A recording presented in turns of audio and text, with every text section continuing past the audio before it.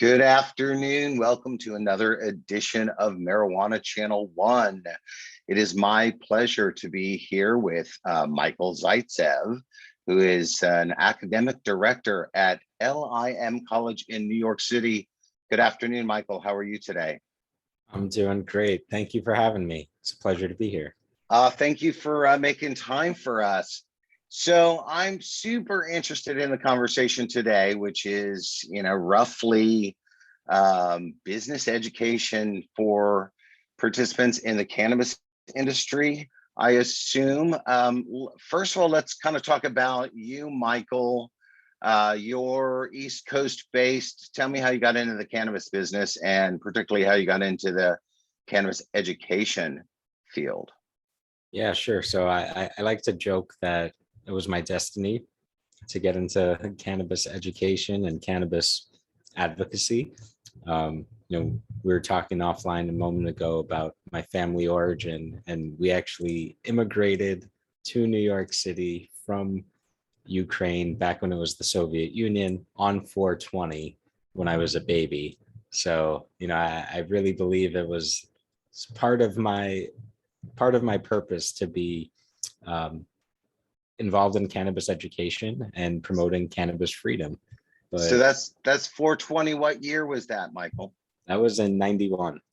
1991. And the world has changed. The Soviet Union has changed. America has changed. And certainly the business of cannabis has changed since 91 in radical ways. So how did you get into the cannabis part of it? Yeah, so I got introduced to cannabis as a high school kid in New York City, and then many years later, when I was already a young professional, I had lived in California, come back to New York City. It was around 2014 where New York had just passed compassionate care, or our equivalent of medical marijuana. And a friend invited me to a networking event that was a cannabis related event. And at the time, I had been a completely uninformed, ignorant stoner. And I go to this event, and it was the first time I had ever received any actual cannabis education. So I met people like Dana Beal, who's a longtime activist. I met real medical patients who shared with me how cannabis was a part of their daily wellness and how without it, their quality of life would be significantly less. And I met people who were just as impacted, who were immigrant kids like me that grew up in New York City, but because they were of a different complexion and lived in a different neighborhood, they ended up getting busted when they were in high school and basically couldn't go to college. And basically I heard all of these stories, and it was the first time in my young life where I thought about any of this stuff. And when I had learned even just a little bit of the science and the history and the politics behind cannabis, I said, whoa, this is huge. This is what I want to be doing with my life. And I also, it occurred to me that, wait a second, none of my stoner friends know any of this stuff. No one's ever talked about this stuff. Surely there's a bunch of people out there that love cannabis that have never thought about this stuff like me. And so I basically was inspired to not only get myself educated, but also I realized, there's other people out there that would love to learn more. And so I started producing cannabis education networking events in New York called High NY. And, over the years, I've brought in dozens of speakers from all over the community and helped educate thousands of New Yorkers about different cannabis issues.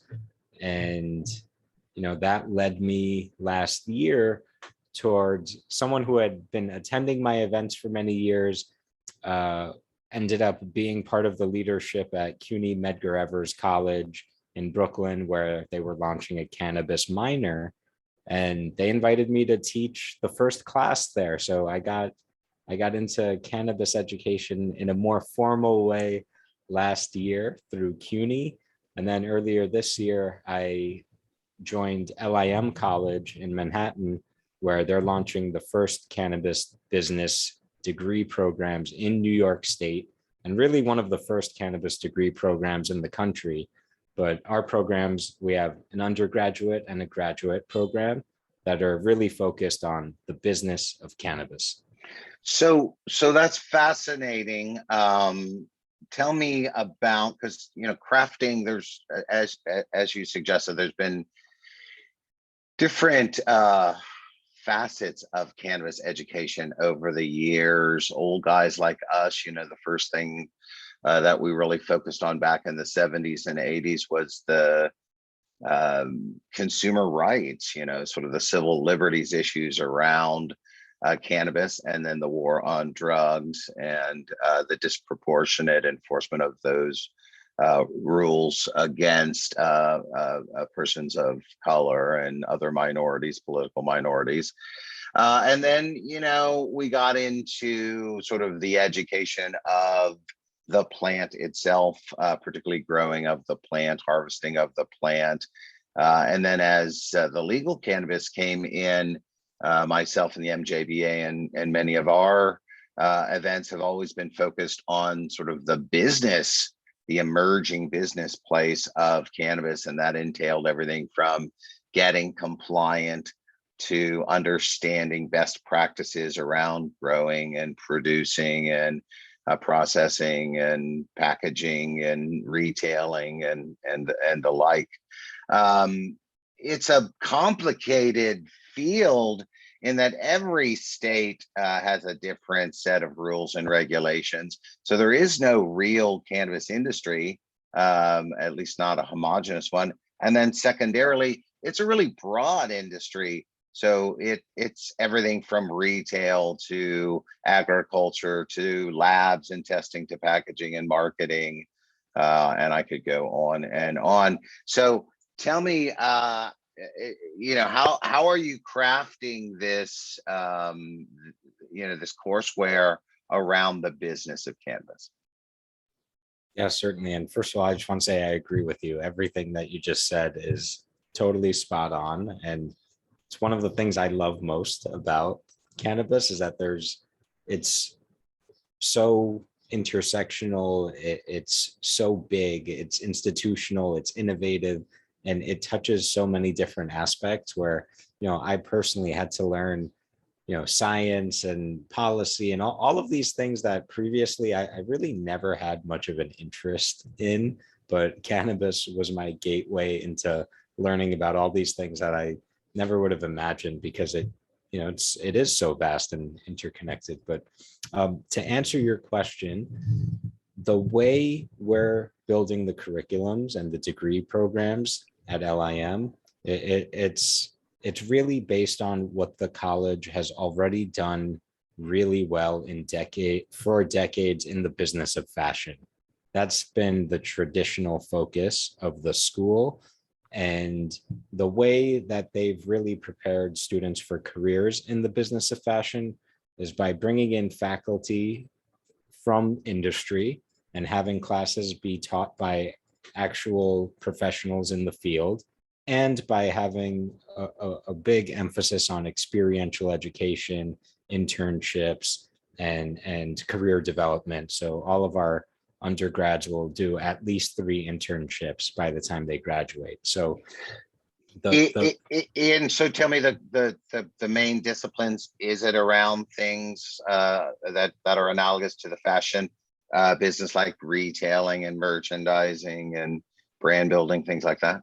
Absolutely spot on. So that's basically what leadership at the school discovered and decided before even I got involved, was that we're already really good at teaching students about the supply chain, about retail management, about merchandising, branding, and marketing.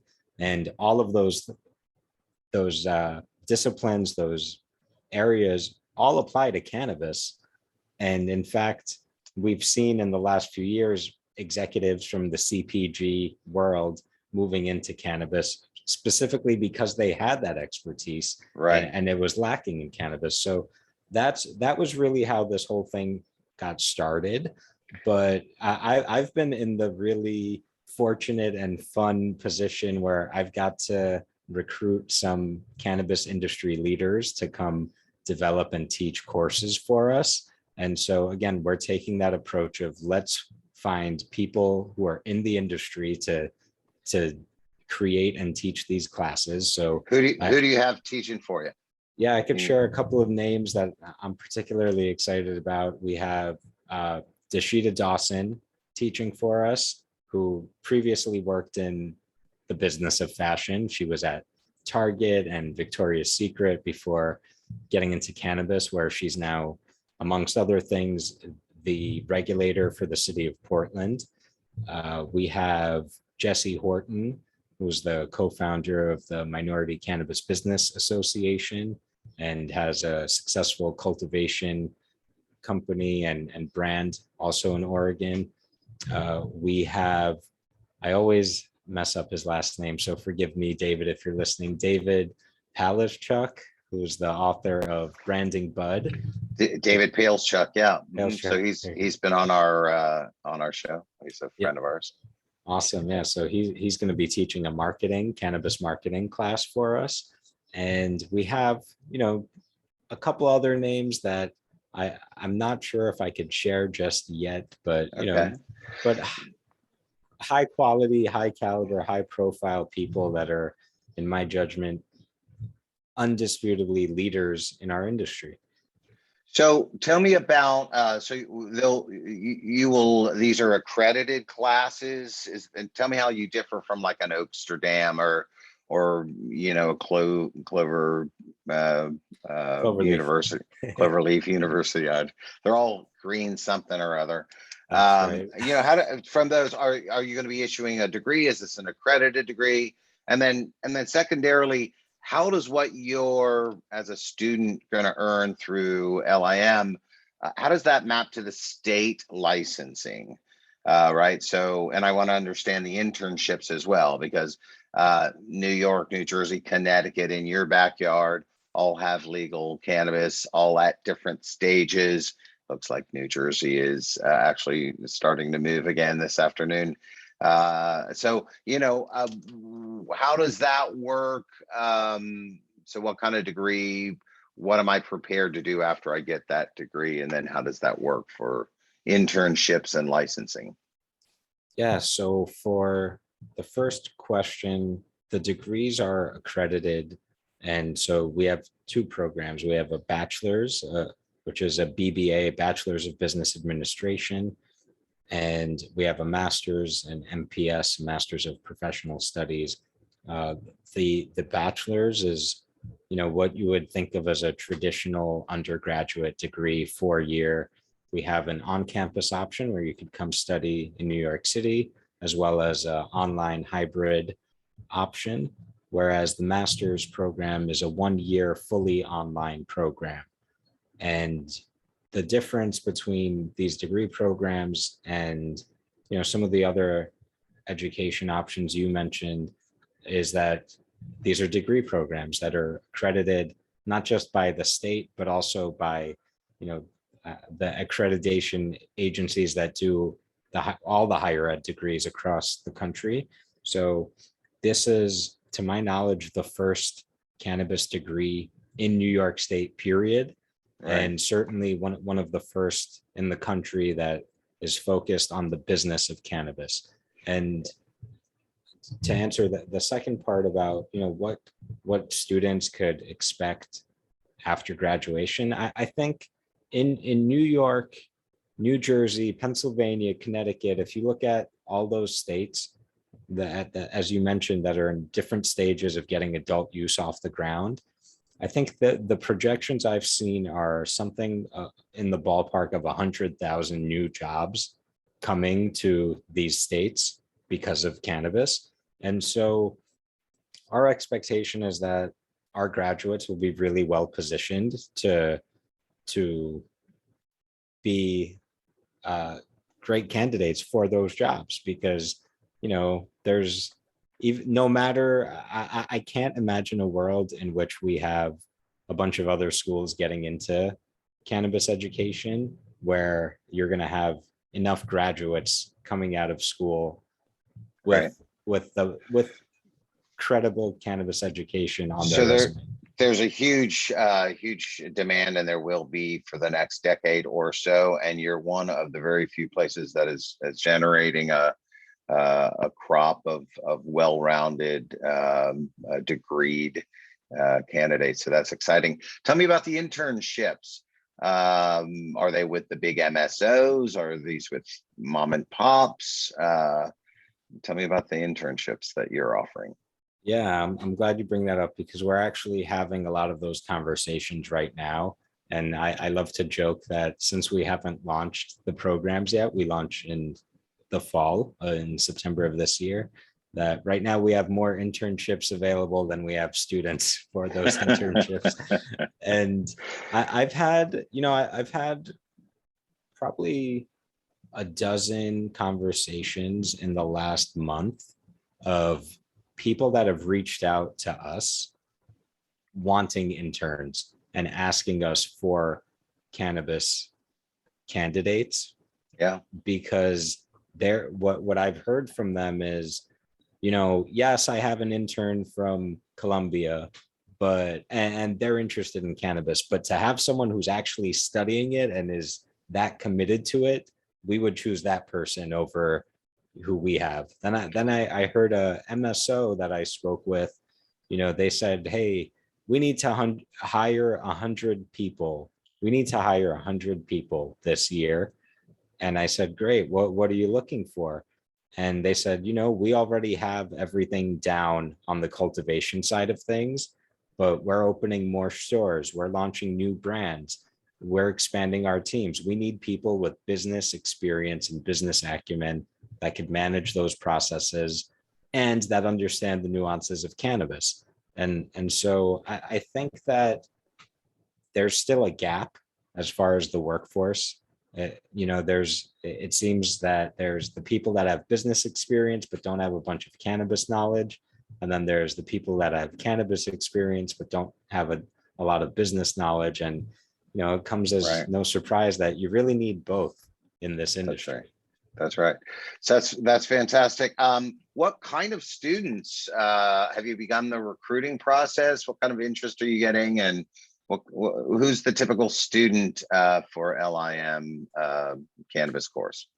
So I think it's going to be really interesting to see who that student is. We're still getting a sense of that ourselves, and because I could tell you about the typical LIM student pre-cannabis, which our student population is 90% women, and they're generally students who know they want to be in business, who are ambitious, who either have entrepreneurial ambitions or want to be in fashion. And the school does a really great job with career outcomes. So last year in our graduating class, 95% of the students ended up with favorable career outcomes where they were either working in the business of fashion or continuing their education. I would love to replicate and maybe even exceed those numbers with our cannabis students once they get started. Right. But yeah, I don't know who the typical student is quite yet for cannabis. You haven't started yet. We'll do this in a year, and you'll let me know. There you go. What about social equity? One of the shaping factors of society at large, and quite honestly, the legal cannabis industry, particularly on the East Coast, where social equity provisions are in almost every statute, and really what was holding up federal legalization, the rectification and integration of the MORE Act and the Safe Banking Act. What social equity components are in your program? Yeah, and we actually just had a team-wide meeting on this earlier today, because this was one of the things when I joined the team, I said, listen, this is a critical thing, and if we don't do this, we're dead in the water. So a couple of things that we have in motion. One is, the very basic level, we have a social and economic equity class in both of the programs. That's a requirement. And, that's goes in depth on not only the history of the injustice, but also looks at the current attempts by regulators in different states to remedy the situation, which, I think we could agree that no one's really figured that one out yet. And even in New York, where they're doing some innovative things, I think from what I hear in the advocacy community, most people are still pretty dissatisfied and think that there's more that needs to be done. So anyway, what we're discussing internally, and we're still trying to figure it out. It's a work in progress, but we're starting to have meetings with some local nonprofits that have already been involved in that kind of community work in those targeted and affected communities here locally. And right now we're just having conversations with those groups to see what's possible and what they're even interested in. Because, one thing that I think is obvious is that no one has the answer to the social equity question, right? No one's figured it out yet. And so although we're certainly trying to be innovative and we have some initiatives that we're working on and discussing that I would love to see, for example, us working with formerly incarcerated or even currently incarcerated populations and getting them access to cannabis education, fashion education, getting them some college credits and financial aid and all this kind of stuff. But right now it's still fairly nascent, where we're figuring out what can we actually do given the regulations that we're subject to and given our bandwidth and resources. But it's certainly something that's top of mind for me. So the whole industry, is a work in progress. I mean, it's a daunting task you've taken, Michael, upon your shoulders. I mean, the industry is evolving rapidly, both at the federal level, global level, and certainly at the hyper local level, where every community is wrestling with what it means to have legal cannabis as part of the social fabric. So it's something that has been going on for a couple decades out on the West Coast, and is now starting to really manifest in the Midwest and East Coast. It's certainly exciting. Tell me a little bit about the tuition and structures, and you said you have both online and in-person classes available. Tell me how that works, and then let's talk a little bit about scholarships as well. Sure. And I'll give you the disclaimer here that I should know this information much better than I do today. So bear with me. I'll give you some approximations, but I think that if I'm remembering correctly, the tuition for both programs is in the ballpark of $30,000. So for the graduate program, per year. So for the grad program, it's a 1-year program, and for the undergrad, it's a 4-year program. And honestly, I don't know off the top of my head how that's affected by whether you're doing the hybrid or the in-person or the online only. But I do know that we're less than most private colleges, but we're not quite as accessible as, a public college or a state school. Cool. Regarding scholarships, we will have scholarships available for students who qualify. We've received approval from New York State to offer scholarships for our cannabis students, which was a big win when, it's interesting that you're in New York. Had we been talking a couple of years ago, I might have suggested that New York was maybe a little hostile.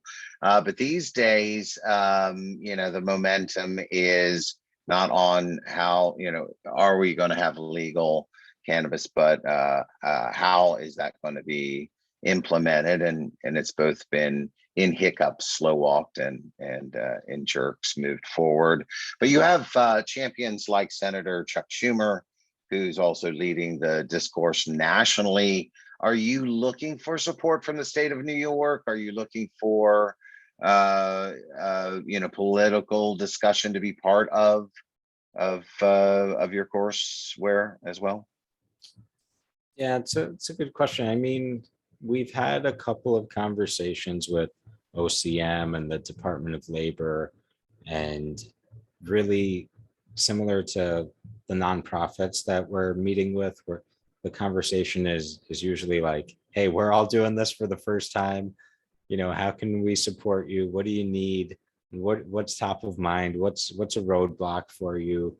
And it's been pretty exploratory. That being said, I think we certainly welcome support from the state. And, if they wanted to partner with us on certain initiatives, we think that there's a couple of things, and we had that conversation with them of, hey, here's what we think we're really good at and what we could offer you. And, we're happy to work with you, but, we need you to kind of tell us what's relevant, because if not, we have plenty on our plate. And so, we're going to be moving forward one way or another, whether we have support from them, in tangible ways or even intangibly. I think the biggest thing was as far as support, was getting approval from New York State to even offer these degrees.